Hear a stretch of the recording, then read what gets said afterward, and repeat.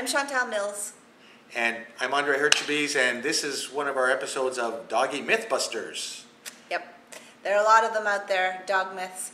What's the one that you would hear the most often? Oh, one of the things I hear, especially out where I live, out in the rural area, I hear that often, that there are some dogs that just cannot be trained using forceless, humane, positive methods. Okay. So that some dogs just need a heavier hand. They need a heavy hand, and you must impose your will on them. Okay.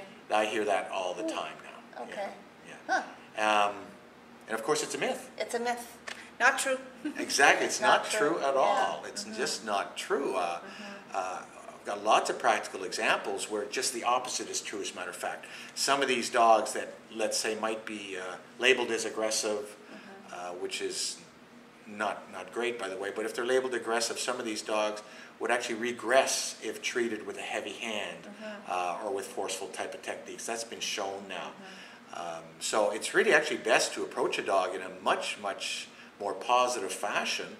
And yeah, you know, it might take a little bit longer, but boy, in the end, you're going to have a better dog. Yeah.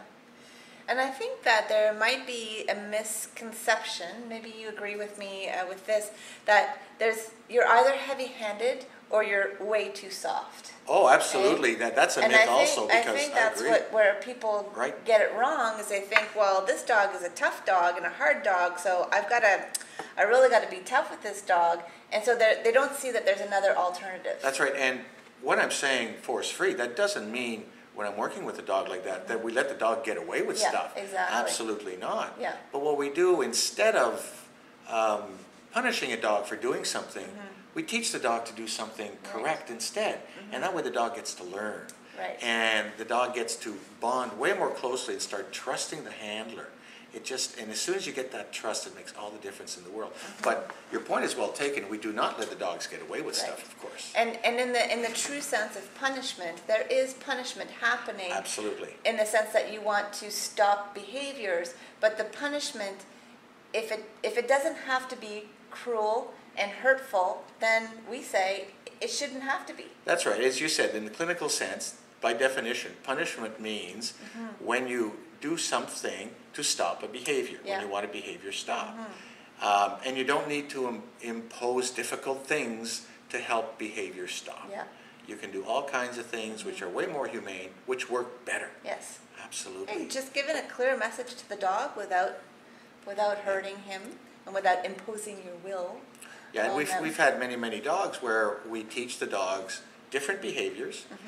They become more confident in these behaviors, and they start reverting to these new behaviors instead of their old-fashioned goofy behaviors. It works very well. Yeah, good.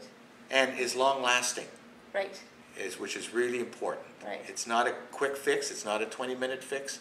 It might take a while, but it is long-lasting once it kicks in. That's right. All right. One myth busted. All right.